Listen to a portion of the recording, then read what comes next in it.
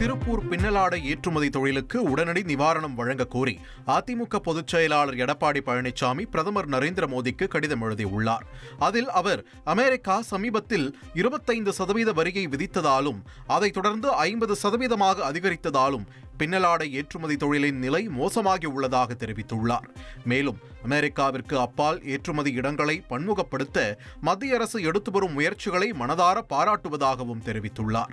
இதைத் தொடர்ந்து பின்னலாடை ஏற்றுமதி தொழிலுக்கு இழப்பீடுகள் மற்றும் சலுகைகள், பருத்தி நூல் மீதான வரி குறைப்பு, கடன் மறுசீரமைப்பு மற்றும் வட்டி நிவாரணம் முதலியவற்றை உடனடியாக வழங்க வேண்டும் என்றும் கோரிக்கைகளை முன்வைத்துள்ளார்.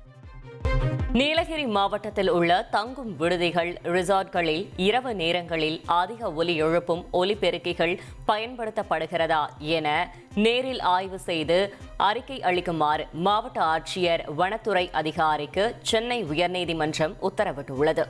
வன உயிரினங்கள், சுற்றுச்சூழல் பாதிப்பு தொடர்பான வழக்குகள் நீதிபதிகள் என் சதீஷ்குமார், டி பரத சக்கரவர்த்தி ஆகியோரை கொண்ட சிறப்பு அமர்வு விசாரித்தது.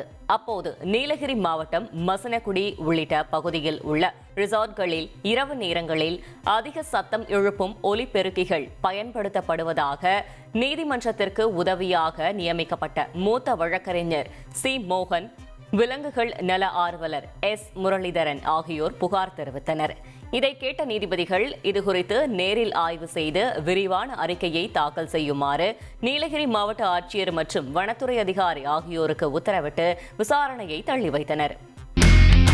இனி செல்லும் இடமெல்லாம் செய்தி. தந்தி டிவியின் வாட்ஸ்அப் சேனலை ஃபாலோ பண்ணினா செல்ல இருக்கும் இடமெல்லாம் செய்தி. இதோ QR கோட் இப்பவே ஸ்கேன் பண்ணுங்க, ஃபாலோ பண்ணுங்க.